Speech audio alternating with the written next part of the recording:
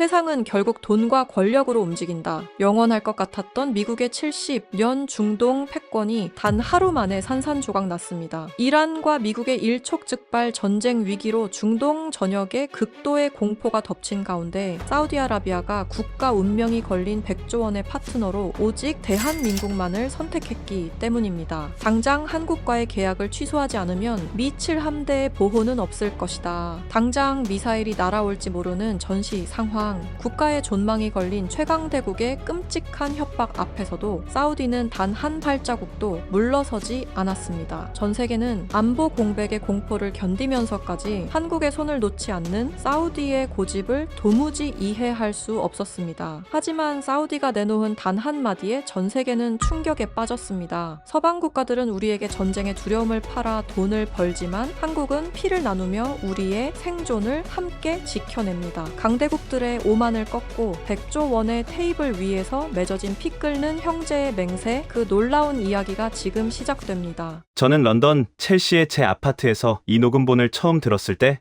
제 25년의 상식이 완전히 무너지는 것을 느꼈습니다. 창밖으로 굵은 빗방울이 쏟아지던 밤이었습니다. 새벽 2시 14분 침대 옆 책상에서 요란한 진동이 울렸습니다. 일반적인 전화기가 아니었습니다. 영국의 정보기관망조차 우회하도록 설계된 제 개인 보안 서버에 암호화된 파일이 꽂히는 소리였죠. 순간 등줄기에 서늘한 땀이 흘렀습니다. 이 채널을 아는 사람은 중동 전체를 통틀어 딱 한 명뿐이었습니다. 사우디 왕실의 최측근 전략 참모 타리크. 그는 왕세자의 그림자이자 중동의 모든 돈줄을 주무르는 설계자였습니다.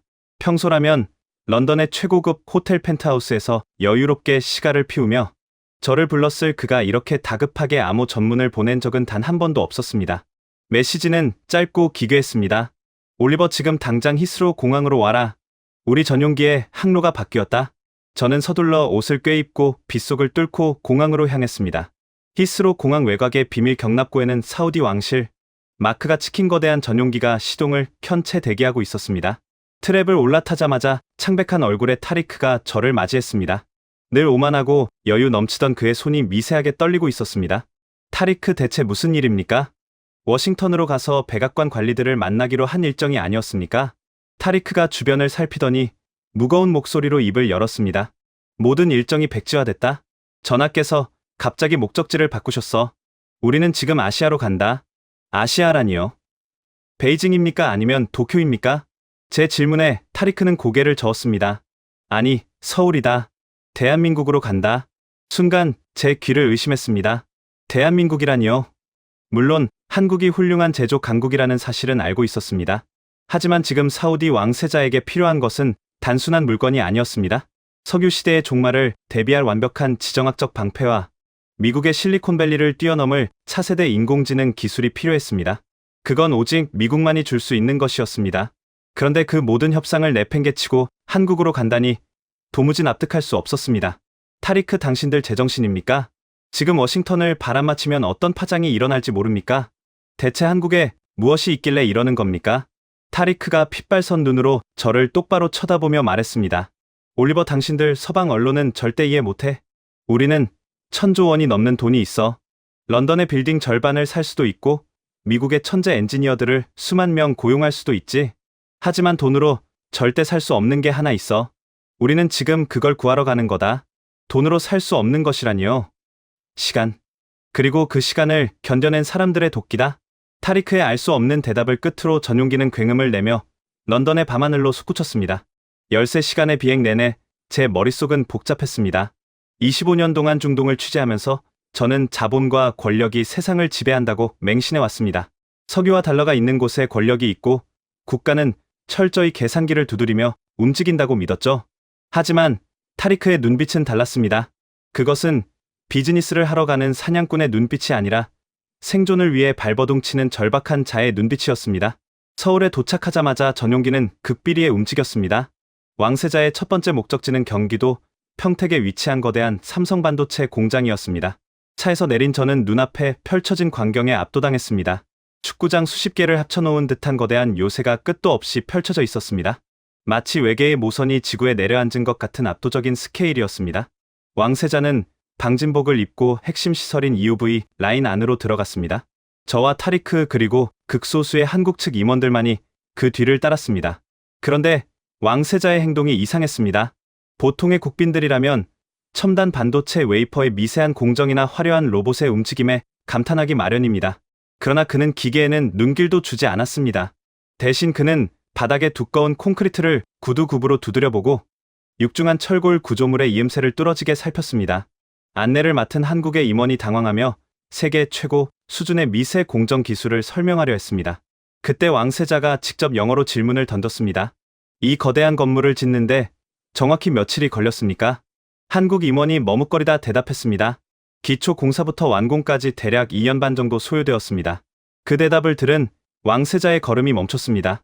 그가 천천히 고개를 돌려 한국 임원을 바라보며 다시 물었습니다. 미국이나 유럽에서 이 정도 규모의 공장을 지으려면 최소 6년에서 7년이 걸립니다. 그런데 당신들은 2년 반 만에 해냈습니다. 대체 어떻게 한 겁니까? 임원이 자랑스럽게 대답했습니다. 저희만의 독자적인 모듈 공법과 24시간 교대 시스템 덕분입니다. 최적화된 공정관리 솔루션이... 아니요. 왕세자가 단호하게 임원의 말을 끊었습니다. 당신은 진실을 말하고 있지 않습니다. 공법이나 시스템 따위는 나도 돈을 주고 살 수 있습니다. 미국 최고급 건설사들을 통째로 사들여서 우리 사막에 똑같이 짓게 할 수도 있죠. 하지만 그들도 절대 2년 반 만에 이걸 해내지 못합니다. 왕세자가 임원에게 한 걸음 다가갔습니다. 공장 안에 기계 소음조차 사라진 듯한 무거운 정적이 흘렀습니다. 내가 묻는 건 시스템이 아닙니다. 이 거대한 콘크리트 요새를 2년 반 만에 올리기 위해 당신들의 엔지니어와 노동자들이 늪지대 위에서 며칠 밤을 새웠는지 그걸 묻는 겁니다. 비가 오고 눈이 올 때 당신들은 어떻게 현장을 떠나지 않았습니까? 그 지독한 집념은 도대체 어디서 나오는 겁니까? 그 순간 저는 뒤통수를 강하게 얻어맞은 것 같았습니다. 세계에서 가장 부유한 절대 권력자가 한국의 첨단 기술을 훔치러 온 것이 아니었습니다. 그는 기술을 담는 그릇 무에서 유를 창조해 내는 한국인들의 보이지 않는 도끼와 집념을 탐내고 있었던 것입니다. 하지만 이때까지만 해도 미국 실리콘밸리의 천재들과 서방의 언론들은 왕세자의 한국행을 단순한 공장, 견학쯤으로 치부하며 코웃음을 쳤습니다.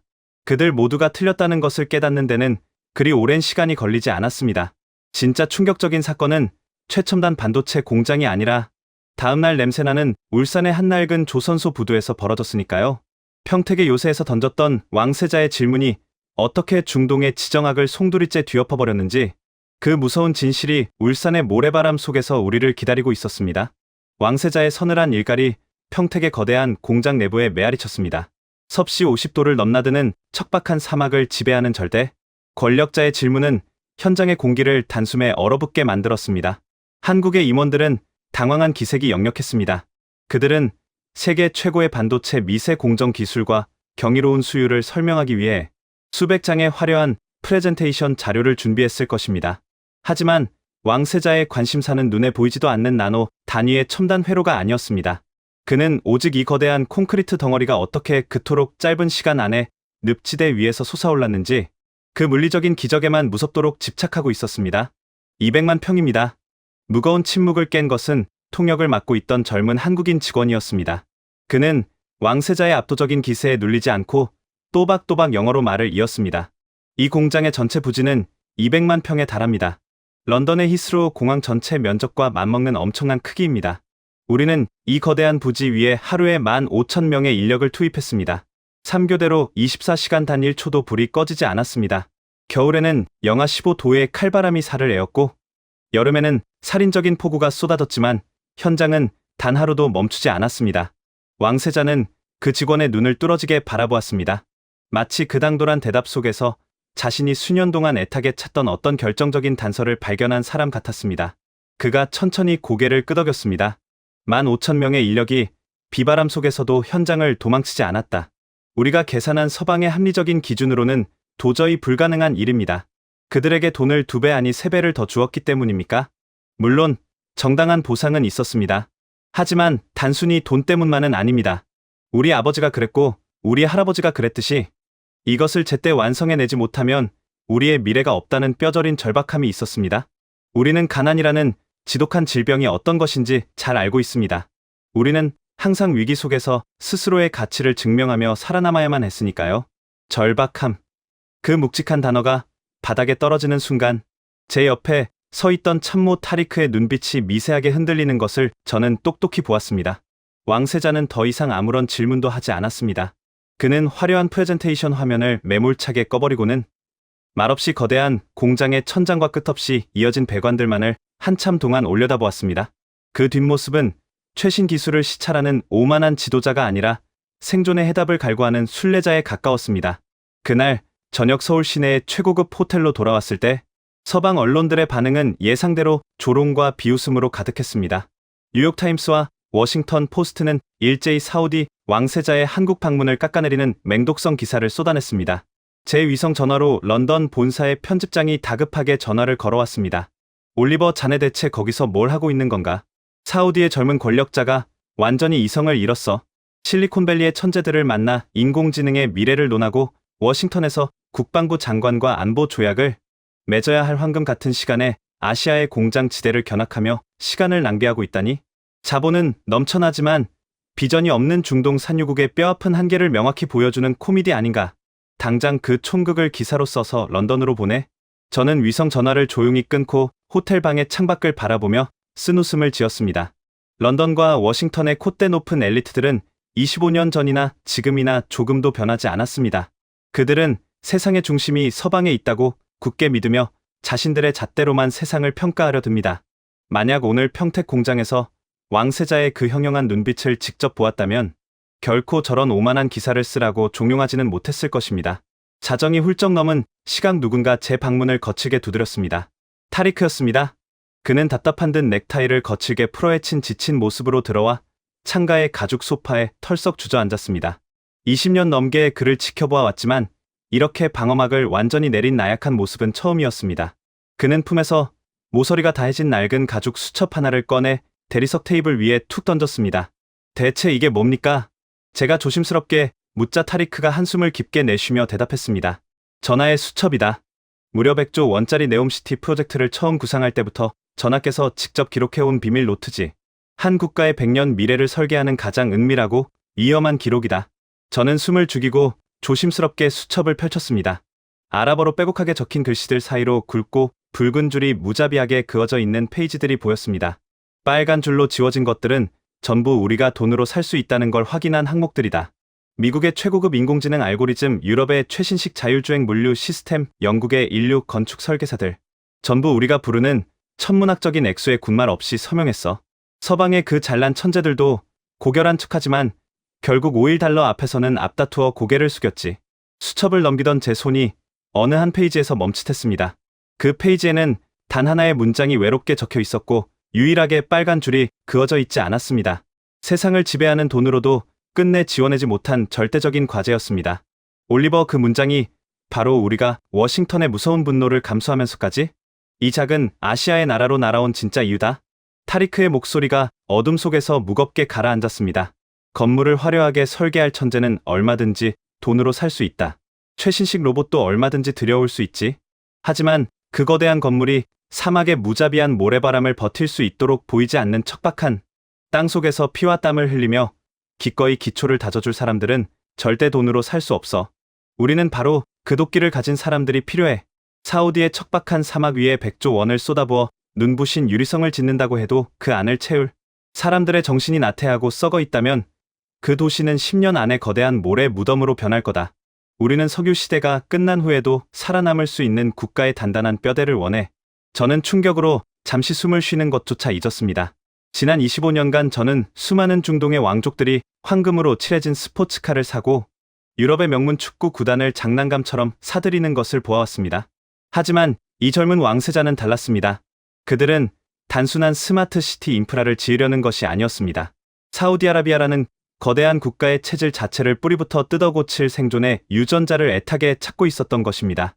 언젠가 그토록 풍요로운 석유가 영원히 말라버릴지도 모른다는 끔찍한 공포가 그들의 목을 매일 밤 조르고 있었습니다.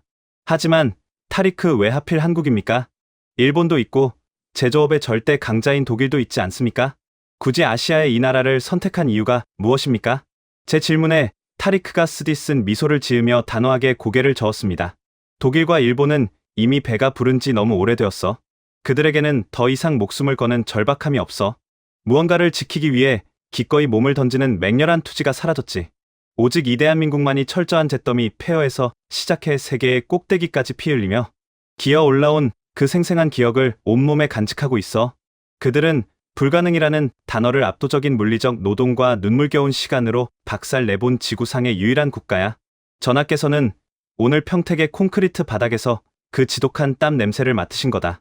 타리크가 자리에서 벌떡 일어났습니다.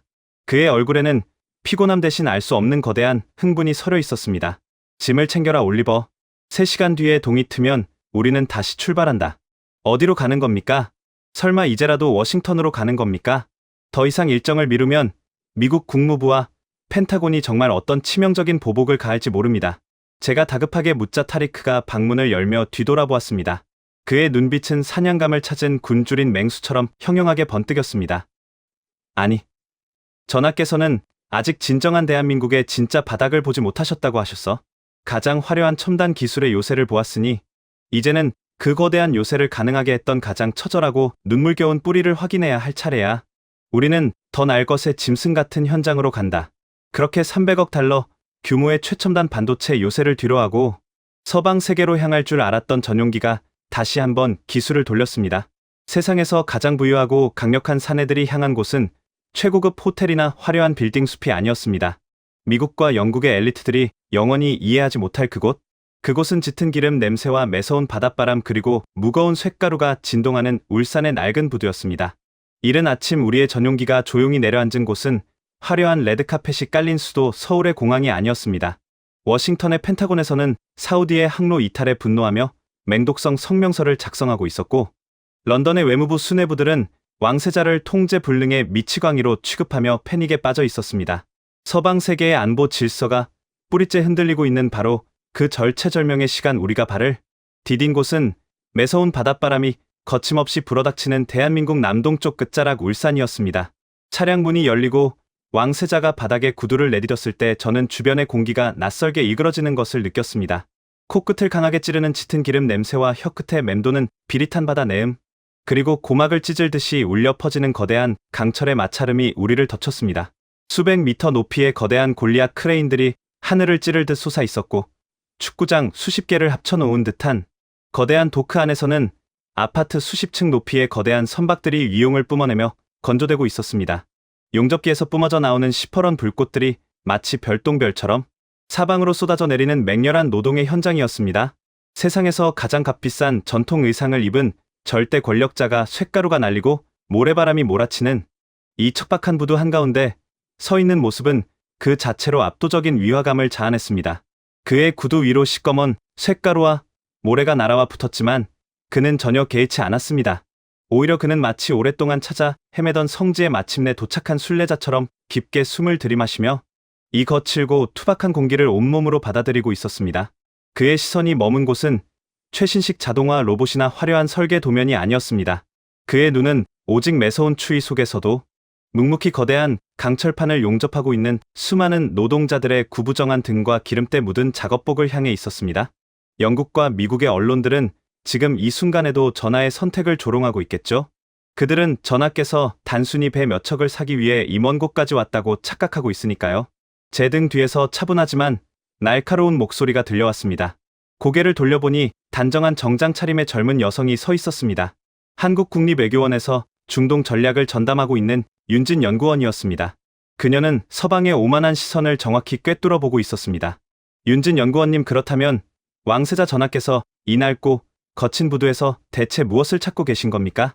100조 원이 넘는 최첨단 네옴시티를 짓겠다는 분이 왜 하필 석유, 냄새와 쇳가루가 진동하는 이곳으로 오신 건지 저는 도무지 이해할 수가 없습니다. 제가 묻자 윤진 연구원이 거친 파도가 치는 바다를 향해 손을 뻗으며 대답했습니다. 올리버 특파원님, 저 거대한 바다와 맞닿은 이 땅이 불과 몇십 년 전만 해도 아무것도 없는 황량한 모래벌판이었다는 사실을 아십니까? 영국과 미국의 엘리트들은 한국의 이 거대한 조선소를 보며 단순히 자본과 기술의 결합이라고 생각합니다. 하지만 전하께서는 그 이면에 숨겨진 피눈물 나는 서사를 꿰뚫어 보신 겁니다. 바로 정 회장이라는 위대한 인물이 만들어낸 기적의 역사를 말입니다. 정 회장. 그 이름이 나오는 순간 윤진 연구원의 목소리에 짙은 자부심이 배어났습니다. 정 회장이라는 분은 한국 산업화의 신화 그 자체입니다. 돈도 기술도 심지어 조선소도 없던 시절 그는 텅 빈 모래벌판 사진 한 장을 들고 유럽으로 날아갔습니다. 그리고 불가능이라는 단어를 모르는 사람처럼 맹렬하게 부딪혔죠. 정 회장은 단순히 배를 만드는 것을 넘어 국제사회에서 한국이라는 약소국의 신용을 목숨 걸고 증명해냈던 분입니다. 당시 유럽의 은행가들이 누구도 믿어주지 않던 한국이라는 나라를 설득하기 위해 500원짜리 지폐에 실린 거북선 그림을 보여주며 우리 민족은 수백 년 전부터 이미 철갑선을 만들었다고 호소했던 것은 세계 경영사에서도 유례가 없는 전설적인 일화가 되었죠. 전하께서는 기술이나 돈이 아니라 바로 정 회장이 이 척박한 모래벌판에 심어놓은 그 지독한 생존의 유전자 신용과 도끼의 DNA를 눈으로 직접 확인하고 싶으셨던 겁니다. 윤진 연구원의 설명을 듣는 순간 제 머릿속을 맴돌던 짙은 안개가 조금씩 걷히는 기분이 들었습니다. 타리크가 어젯밤 호텔방에서 텅 빈 노트를 던지며 했던 말이 귓가를 맴돌았습니다. 사우디아라비아는 모든 것을 가졌지만 언젠가 석유가 마르면 다시 천막을 치고 낙타를 타야 할지도 모른다는 끔찍한 공포에 시달리고 있었습니다. 그들에게 절실하게 필요한 것은 첨단 기술이 아니라 아무것도 없는 모래벌판에서 맨주먹으로 세계 최고의 제국을 건설해 낸 사람들의 정신력이었던 것입니다. 그들은 단순히 배를 사러 온 것이 아니었습니다.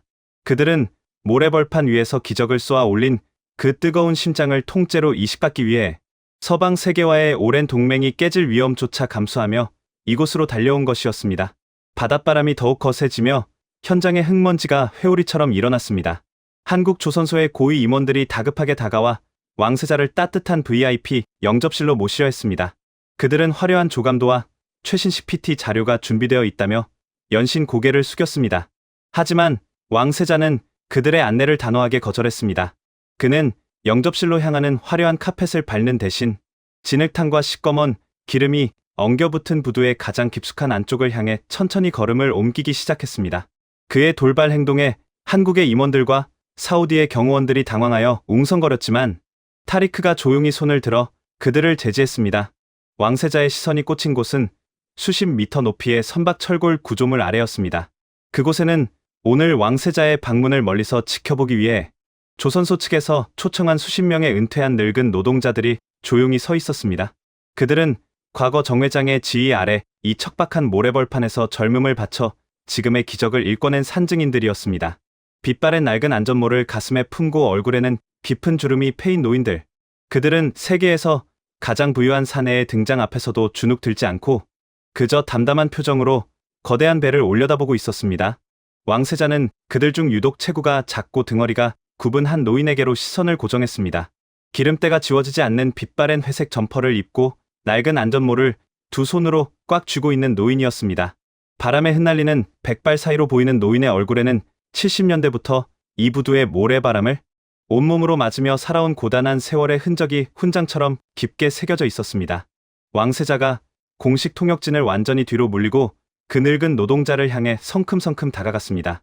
차가운 겨울 바다의 파도 소리조차 숨을 죽인 듯 현장에는 무거운 정적이 내려앉았습니다. 미국과 영국의 최고위급 인사들조차 함부로 눈을 마주치지 못하는 사막의 절대 권력자가 기름때 묻은 작업복을 입은 한국의 평범한 은퇴 노동자 앞에 걸음을 멈추고 섰습니다. 그리고 그가 천천히 손을 뻗었을 때 저는 제 눈을 의심할 수밖에 없는 충격적인 광경을 목격했습니다. 절대 권력자가 찾아 헤맨 진짜 대한민국의 바닥 숨막히는 진실이 그 낡은 안전모 아래에 숨겨져 있었습니다. 왕세자의 손이 향한 곳은 70대 후반쯤 되어 보이는 한 은퇴한 노동자였습니다. 그의 이름은 강명. 40년 전 이 거대한 부두가 아무것도 없는 텅 빈 모래벌판이었을 때부터 맹렬하게 쇠를 깎고 용접기를 들었던 한국 산업화의 산증인이자 전설적인 십장이었습니다. 1000조 원의 국부 펀드를 주무르는 사막의 절대 권력자와 20만 원도 채 되지 않아 보이는 빛바랜 회색 점퍼를 입은 한국의 늙은 노동자. 결코 섞일 수 없을 것 같았던 두 세계가 차가운 겨울 바다의 해풍 속에서 마주 섰습니다. 사우디의 경호원들이 긴장하며 무전기에 손을 가져다 댔지만 타리크가 눈빛으로 그들을 물러서게 했습니다. 왕세자는 곁에 있던 윤진 연구원에게만 통역을 맡기고 강명 노인에게 한 걸음 더 다가갔습니다. 노인은 세계 최고의 권력자 앞에서도 비굴하게 고개를 숙이거나 당황하지 않았습니다. 그저 자신이 평생을 바쳐 만들어낸 거대한 강철의 바다를 바라보던 그 담담하고 묵묵한 눈빛으로 왕세자를 마주 보았습니다. 그 순간 왕세자가 천천히 손을 뻗었습니다. 그리고 빛바랜 낡은 안전모를 꽉 쥐고 있던 노인의 투박한 두 손을 자신의 양손으로 감싸 쥐었습니다. 현장에 있던 한국의 임원들은 입을 다물지 못했고 저 역시 들고 있던 수첩을 떨어뜨릴 뻔했습니다.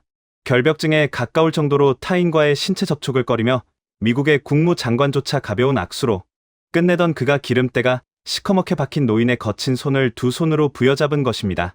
왕세자의 시선은 노인의 오른손에 머물러 있었습니다.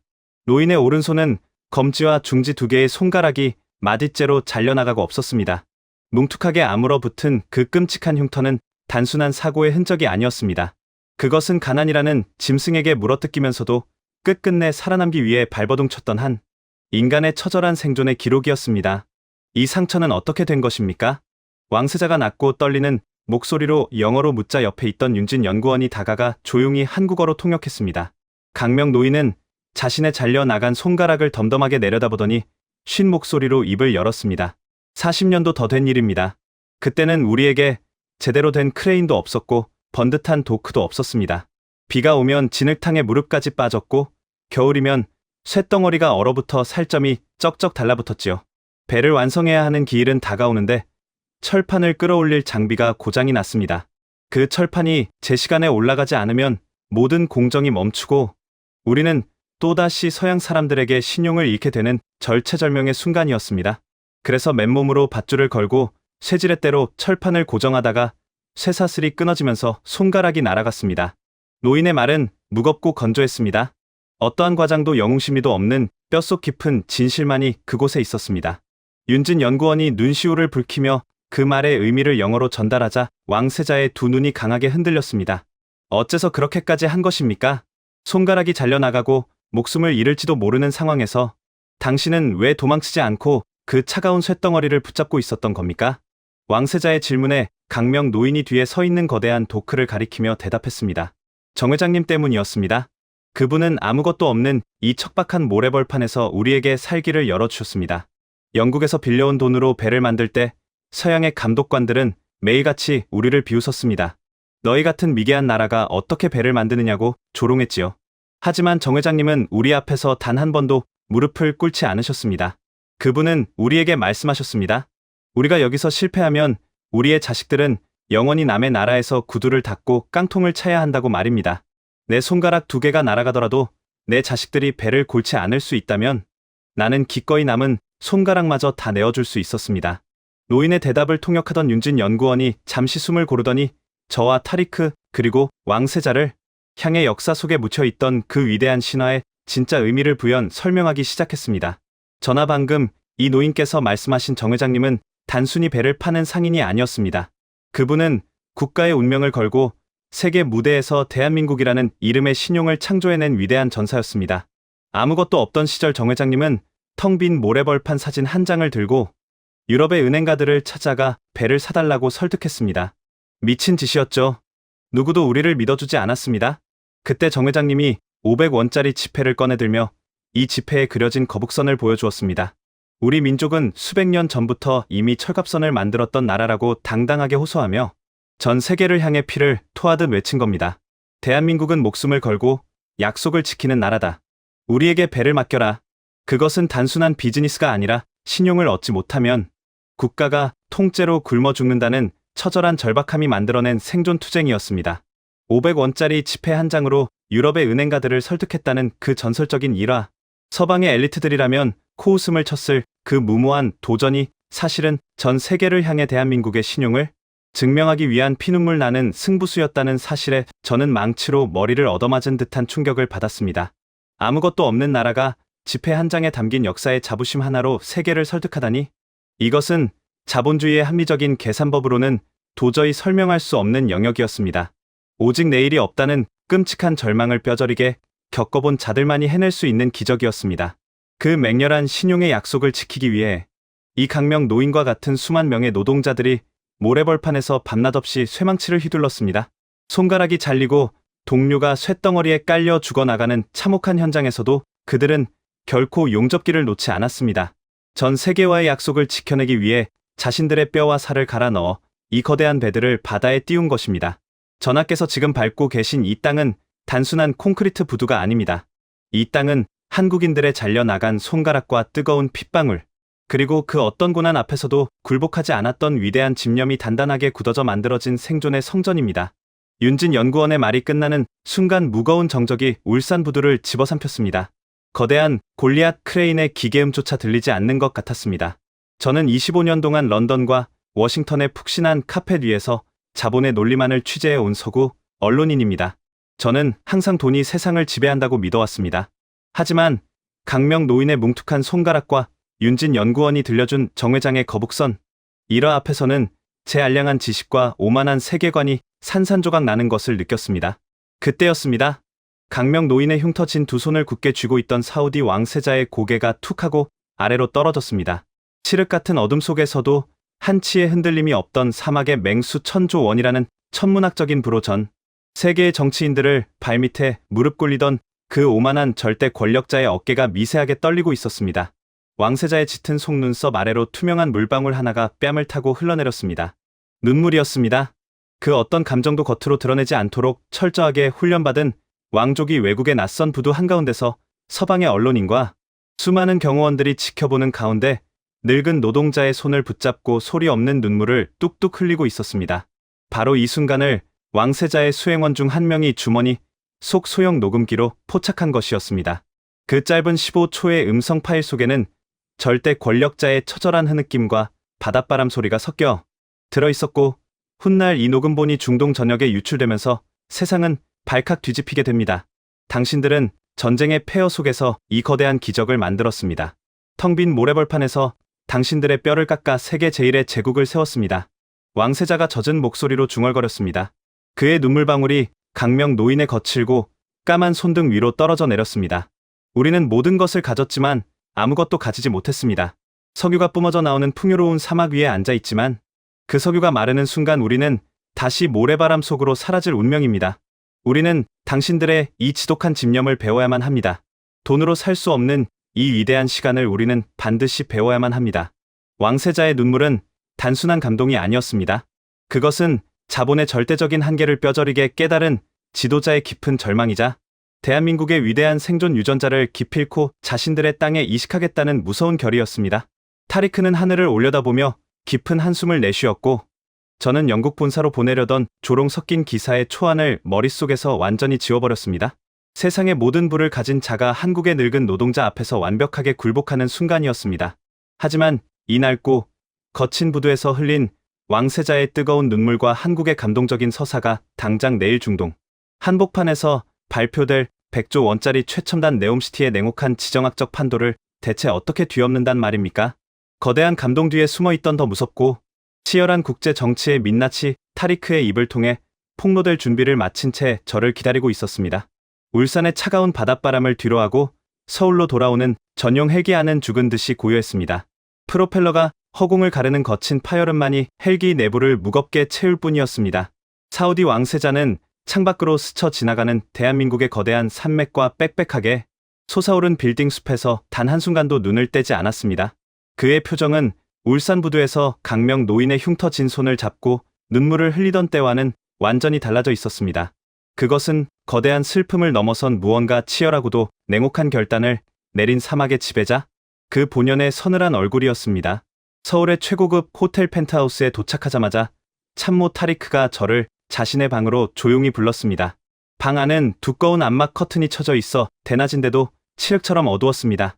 타리크는 탁자 위 크리스털 잔에 물을 가득 따르더니 두 손으로 잔을 감싸 쥔 채 창밖을 멍하니 응시했습니다.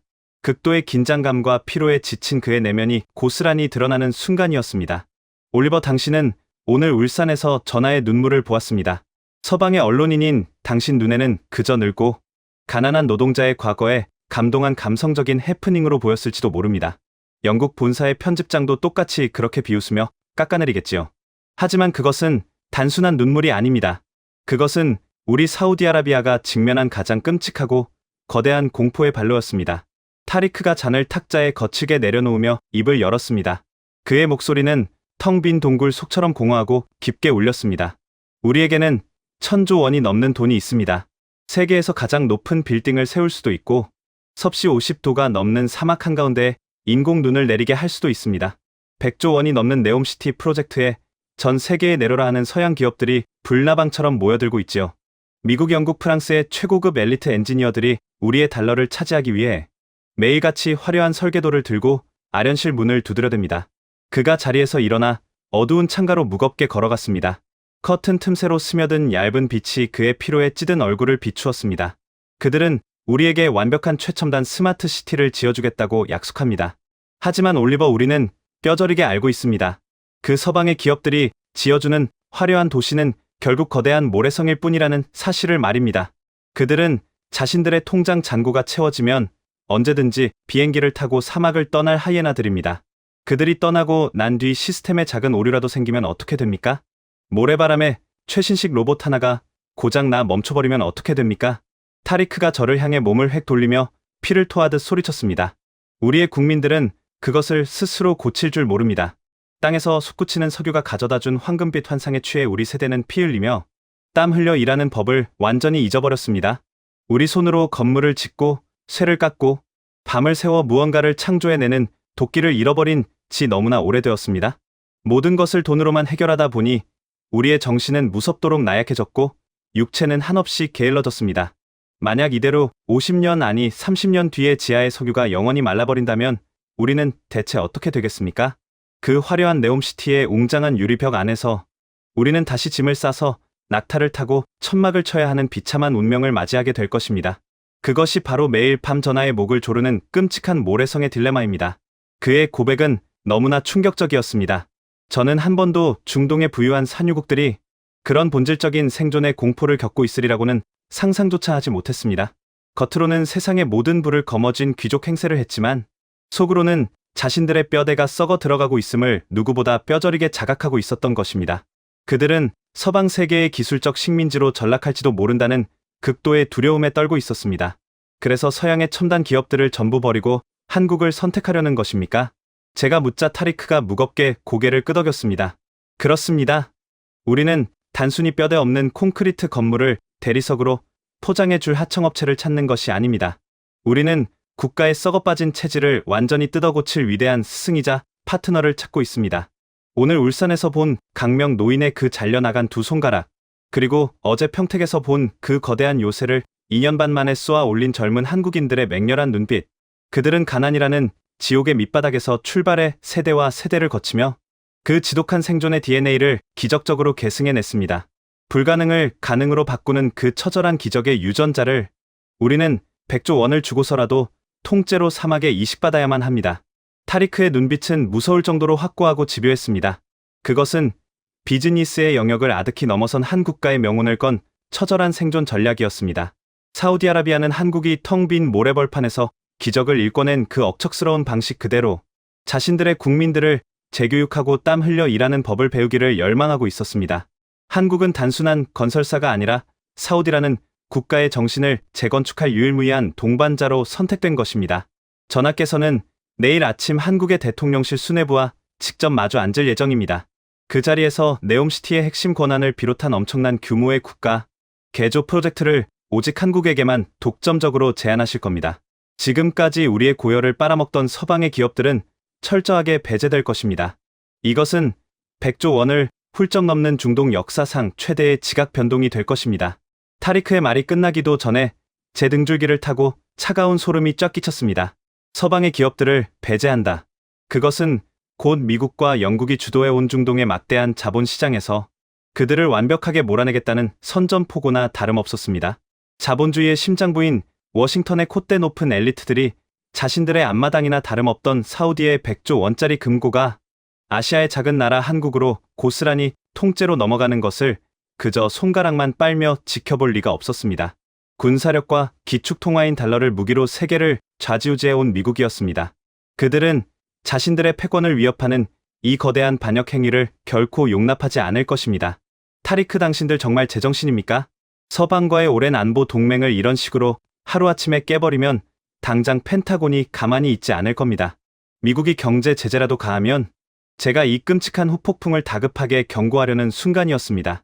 무거운 정막이 흐르던 펜트하우스의 거실 한가운데서 타리크의 특수보안 위성 전화기가 신경질적으로 울려대기 시작했습니다. 발신자 제한 구역으로 철저하게 암호화된 번호. 그것은 분명 왕세자와 타리크의 일거수일투족을 실시간으로 감시하고 있던 워싱턴 DC의 백악관. 수뇌부 깊숙한 곳에서 걸려온 피비린내 나는 경고의 신호였습니다. 미국이 마침내 움직이기 시작했습니다.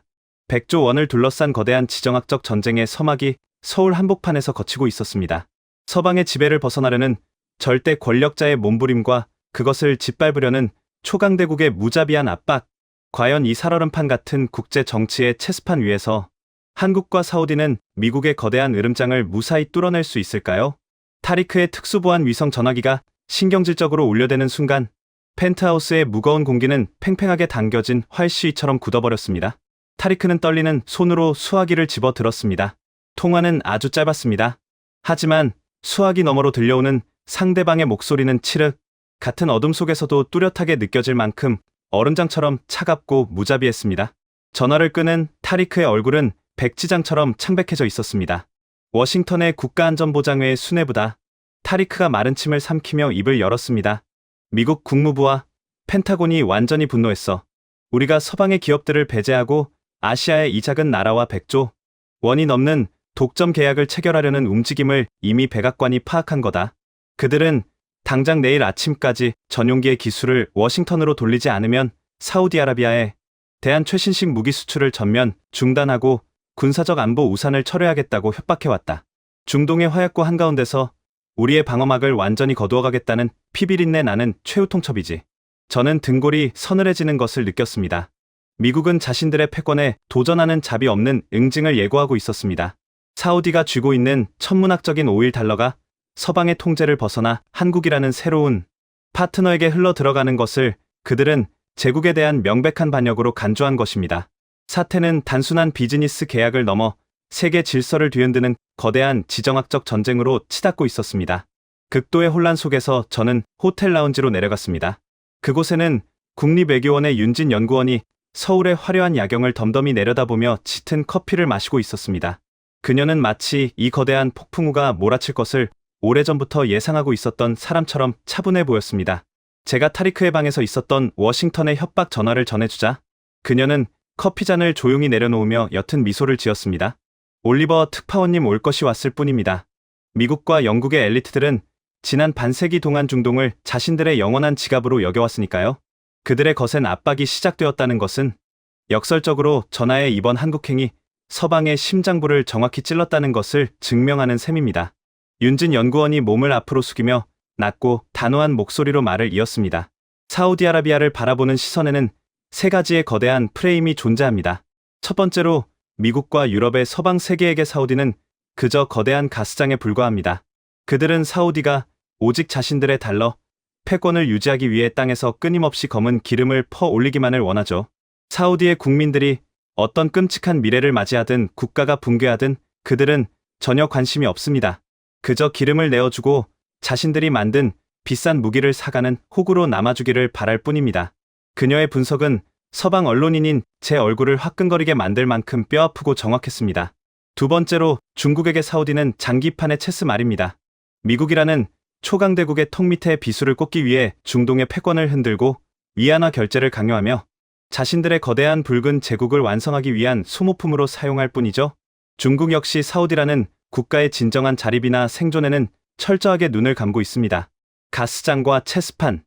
이것이 바로 서방과 강대국들이 겉으로는 화려한 외교 수사를 늘어놓으면서도 속으로는 중동을 멸시하며 갉아먹는 냉혹한 지정학의 민낯입니다. 윤진 연구원이 자리에서 일어나 통유리창 너머로 끝없이 펼쳐진 서울의 불빛들을 가리켰습니다. 한강을 가로지르는 수많은 대교 위로 붉은 자동차 불빛들이 혈관처럼 힘차게 흐르고 있었습니다. 하지만 한국은 다릅니다. 대한민국에게 사우디는 가스장도 아니고 체스판의 말도 아닙니다. 우리는 서로가 서로의 결핍을 완벽하게 비춰주는 거울입니다. 거울이라니요. 그게 무슨 뜻입니까? 제가 묻자 그녀의 눈빛에 맹렬한 자부심이 번뜩였습니다. 올리버 특파원님 보십시오. 우리 대한민국은 땅속에서 단 한 방울의 기름도 나지 않는 철저한 자원 빈국입니다. 우리는 생존하기 위해 중동의 에너지가 목숨처럼 필요합니다. 반면 사우디는 어떤가요? 그들은 세상의 모든 에너지를 발밑에 두고 있지만 정작 그 에너지가 고갈된 후 살아남을 수 있는 국가의 인적 자원과 치열한 생존의 DNA가 완벽하게 결핍되어 있습니다. 우리는 자원이 절박하고 그들은 사람의 땀과 기술이 절박합니다. 우리는 서로의 가장 치명적인 약점을 완벽하게 채워줄 수 있는 지구상 유일의 동등한 파트너입니다. 그녀의 논리는 완벽한 톱니바퀴처럼 빈틈없이 맞물려 돌아갔습니다. 한국은 사우디를 위해서 아래로 내려다보며 훈계를 늘어놓는 서방의 제국주의적 오만함이 없었습니다. 한국 역시 잿더미 속에서 강대국들의 눈치를 보며 피눈물. 나는 생존투쟁을 겪어본 약소국 출신이었기 때문입니다. 그렇기에 한국은 사우디가 직면한 모래성의 딜레마를 누구보다 뼈저리게 이해하고 가슴 깊이 공감할 수 있었던 것입니다. 전하께서는 울산부두에서 강명 노인의 잘린 손가락을 보며 바로 그 진실을 깨달으신 겁니다. 100조 원을 주고 껍데기뿐인 스마트 시티를 짓는 것이 아니라 한국인들이 모래벌판에서 일궈낸 그 억척스러운 기적의 시간을 통째로 수입하겠다는 위대한 결단 말입니다. 우리는 그들에게 물고기를 잡아주는 것이 아니라 거친 바다로 뛰어들어 피 흘리며 그물을 엮는 법을 가르쳐줄 유일한 나라입니다. 그것이 바로 한국과 사우디가 맺으려는 새로운 피해 동맹입니다. 윤진 연구원의 묵직한 브리핑이 끝난 후 저는 깊은 탄식을 내뱉을 수밖에 없었습니다.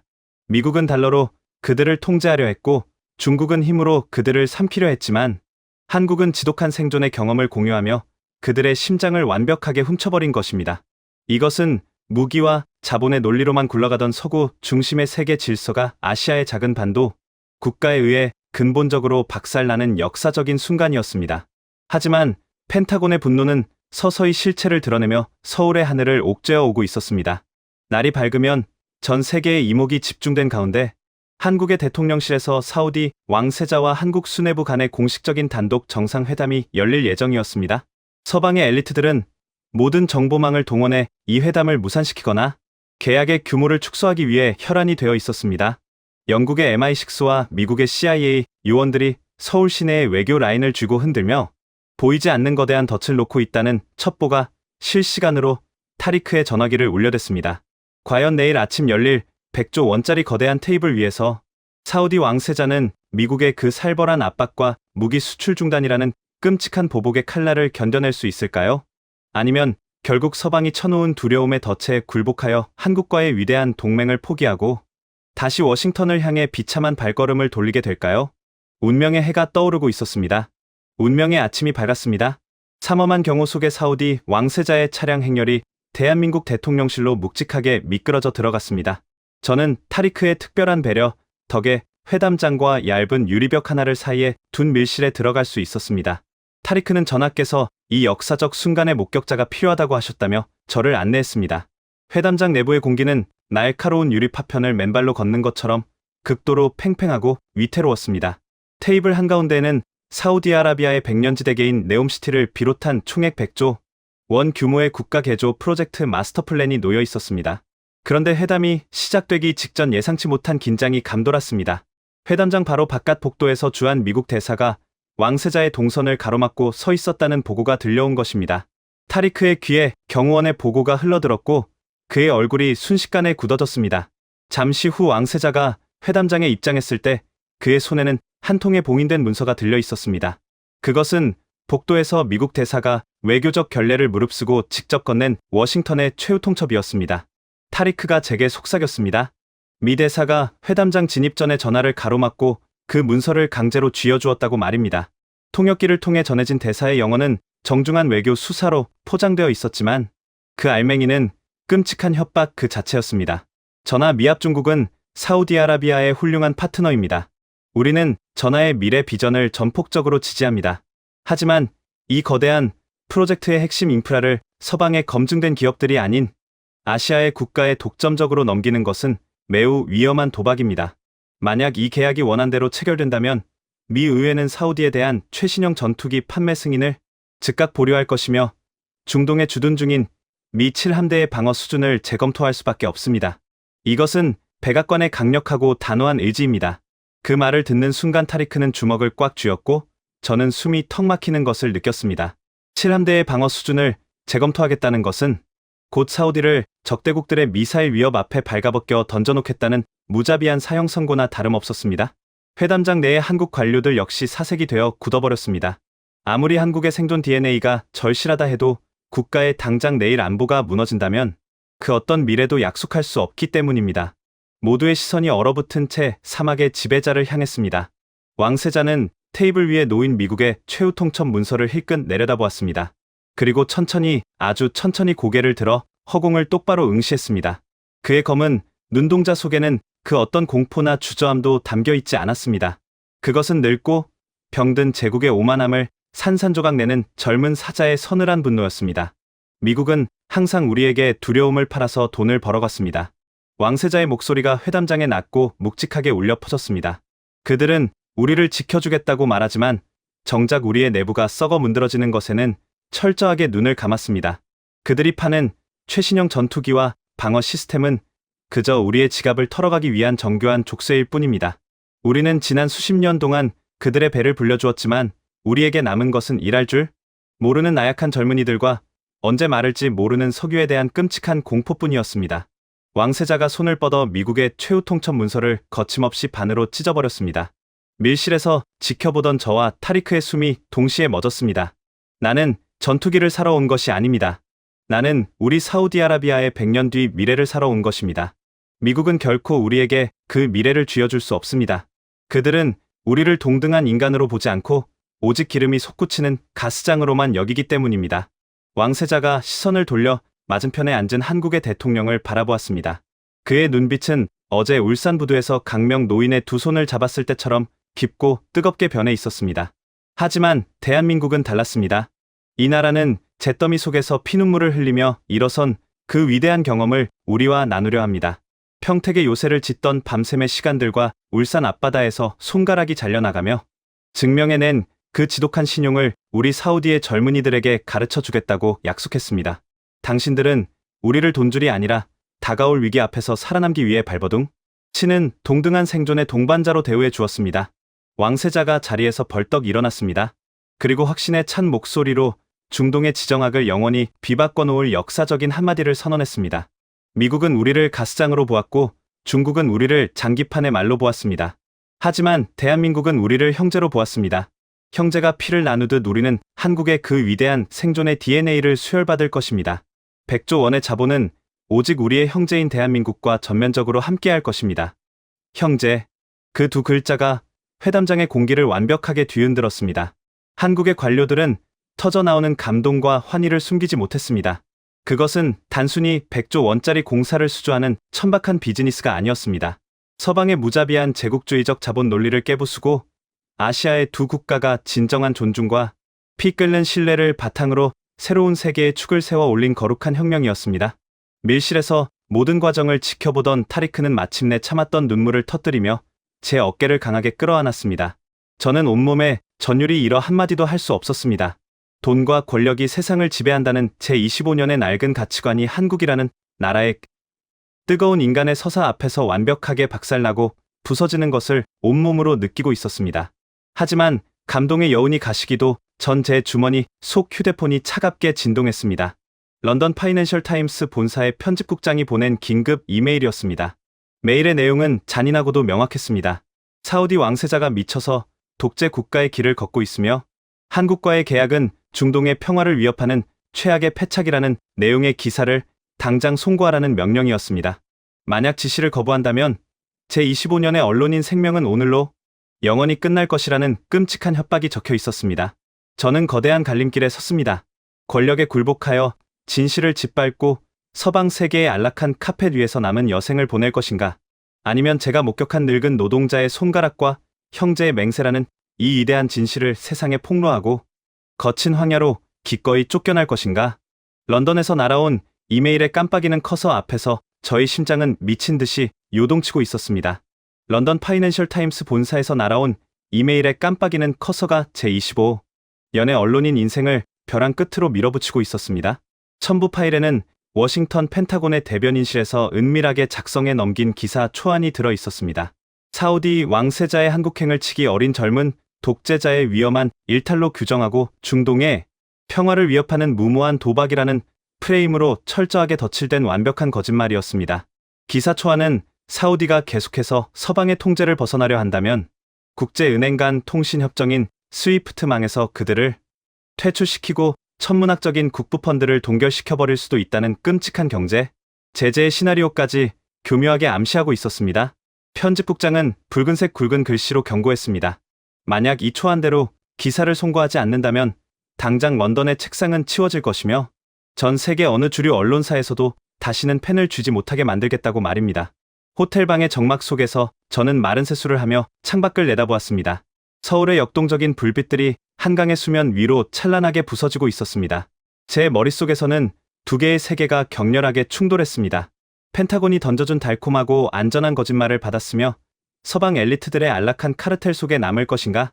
아니면 제가 울산의 차가운 바닷바람 속에서 목격한 그 압도적인 진실 강명, 노인의 뭉툭한 손가락과 사막의 지배자가 흘린 그 뜨거운 눈물을 세상에 폭로하고 기꺼이 황야로 쫓겨날 것인가? 저는 눈을 감았습니다. 25년 동안 수많은 전쟁과 학살 그리고 부패한 권력자들의 뒷거래를 취재해왔습니다. 그 긴 시간 동안 저는 세상이 오직 돈과 총구의 방향으로만 움직인다고 냉소하며 살아왔습니다. 미국이 군사력으로 윽박지르면 전 세계가 무릎을 꿇었고 런던의 금융가가 자본주를 조이면 한 국가가 무너지는 것을 수없이 목도했습니다. 하지만 오늘 아침 회담장에서 100조 원이 넘는 오일 달러의 권력을 내려놓고 미국에 찢어진 최후통 첩장 앞에서 기꺼이 아시아의 작은 나라를 형제로 맞이한 그 위대한 맹세는 제 모든 낡은 가치관을 완벽하게 부수어버렸습니다. 제가 만약 지금 여기서 펜타곤의 앵무새가 되어 진실을 외면한다면 그것은 언론인으로서의 죽음을 넘어 인간으로서 가장 숭고한 정신의 승리를 배반하는 끔찍한 죄악이 될 것이었습니다. 워싱턴이 이토록 극렬하게 분노하고 두려워한다는 사실 자체가 역설적으로 대한민국이 사우디에게 쥐어준 그 생존의 무기가 얼마나 강력하고 절대적인 것인지를 증명하고 있었습니다. 저는 마우스에 손을 올렸습니다.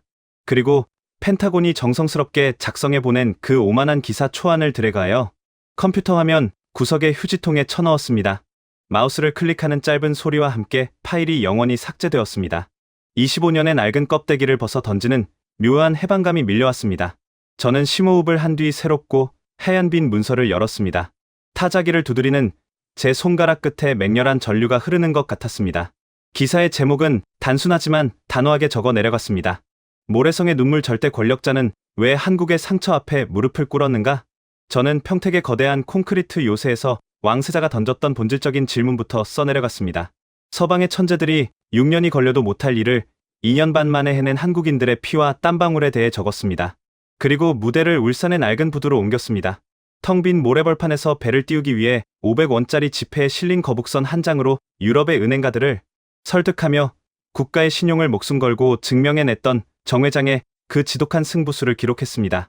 쇳덩어리에 두 손가락이 날아가면서도 결코 용접기를 놓지 않았던 강명, 노인의 처절한 생존 투쟁을 피를 토하는 심정으로 묘사했습니다. 윤진 연구원이 말했던 가스장과 체스판, 그리고 서로의 결핍을 비춰주는 거울의 비유를 인용하며 서방의 위선을 남김없이 발가벗겼습니다. 기사의 마지막은 워싱턴의 무자비한 협박을 찢어버리고 한국을 가스장도 체스판의 말도 아닌 동등한 형제로 선택한 사우디 왕세자의 결단으로 장식했습니다. 서방의 낡은 제국주의적 안보 질서가 끝났음을 알리는 거대한 선언이었습니다. 세상에서 가장 강력한 자원은 땅속의 석유가 아니라 고난을 뚫고 일어선 인간의 불굴의 의지이며 사우디는 바로 그 위대한 생존의 DNA를 수혈받기 위해 100조 원을 쏟아부었다는 진실을 타전했습니다. 저는 런던의 본사를 거치지 않고 전 세계 독립, 언론연대와 아랍 권역의 유력 매체들의 그 기사를 동시에 송고해버렸습니다. 전송 버튼을 누르는 순간 제 심장은 벅찬 카타르시스로 터질 것만 같았습니다. 폭풍은 순식간에 전 세계를 휩쓸었습니다. 기사가 타전된 지 단 24시간 만에 세계의 여론은 완전히 뒤집혔습니다. 제 기사는 50개의 언어로 번역되어 전 세계의 인터넷망을 뜨겁게 달구었습니다. 서방의 주류 언론들이 펜타곤의 압박을 받아 사우디의 횡포를 비난하려던 계획은 제 기사가 폭로한 너무나도 생생하고 압도적인 인간의 서사 앞에서 완전히 묵살되어 버렸습니다.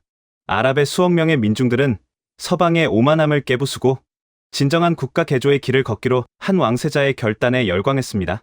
그리고 그들의 존경과 찬사의 시선은 일제히 기적의 나라 대한민국을 향했습니다. 세계 여론의 거센 역풍을 맞은 워싱턴은 당황하며 침묵했고 베이징은 경악했으며 아시아의 작은 반도 국가는 세계의 중심에서 가장 위대하고도 존귀한 승리자로 우뚝 섰습니다. 그로부터 몇 달의 시간이 흘렀습니다. 런던의 주류 언론계에서 영구적으로 퇴출당한 저는 후회 없이 자유로운 독립 언론인으로서 사우디아라비아 네옴시티 건설 현장 한가운데 서 있습니다.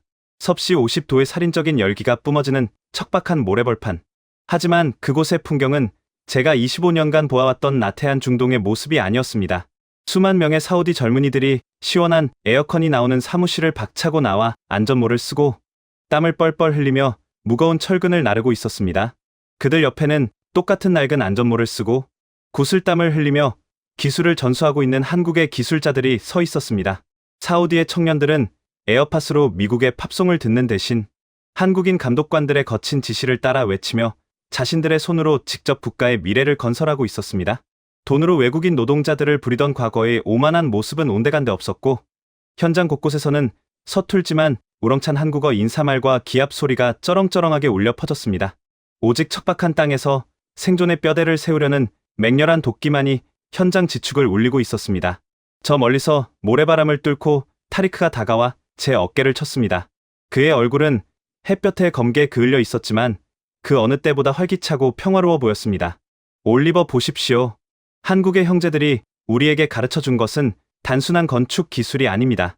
그들은 우리에게 포기하지 않는 법, 스스로 땀 흘려 가난의 공포를 이겨내는 법을 심어주었습니다. 저 젊은이들의 심장 속에는 이제 강명 노인의 그 억척스러운 피가 함께 흐르고 있습니다. 지하의 석유가 영원히 마르더라도 우리는 결코 천막으로 돌아가지 않을 것입니다. 저는 미소를 지으며 고개를 끄덕였습니다. 25년의 길고 외로웠던 기자 생활을 돌이켜보며 저는 마침내 세상을 움직이는 가장 위대하고도 절대적인 진리를 깨달았습니다. 강대국의 무자비한 폭격기도 월스트리트의 차가운 자본도 결국 인간의 진심과 치열한 땀방울 앞에서는 무력해진다는 사실을 말입니다. 잿더미 속에서 피눈물을 삼키며 일어선 대한민국.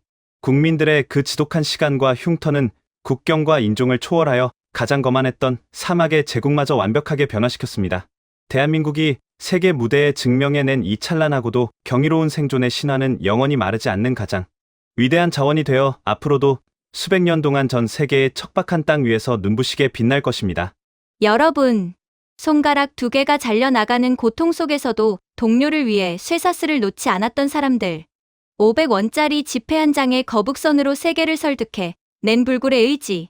그 핏방울 맺힌 한국인의 집념이 결국 자본과 제국주의의 오만함을 무너뜨렸습니다. 미국의 최후 통첩장을 찢어버리며 사우디의 절대 권력자는 이렇게 선언했습니다. 미국은 우리를 자원으로 보았지만 한국은 우리를 형제로 보았다. 우리의 아버지 세대가 일궈낸 이 위대한 역사가 더 많은 사람의 가슴에 닿아야 한다고 생각하신다면 지금 구독과 좋아요, 그리고 공유를 눌러주십시오. 여러분의 클릭 한 번이 대한민국의 저력을 전 세계에 알리는 초석이 됩니다. 가슴이 뜨거워지셨다면 댓글에 기적 2글자만 남겨주십시오. 아무도 안 믿어줄 때 조용히 묵묵히 버텨냈습니다. 그리고 마침내 세계의 중심에서 승리했습니다.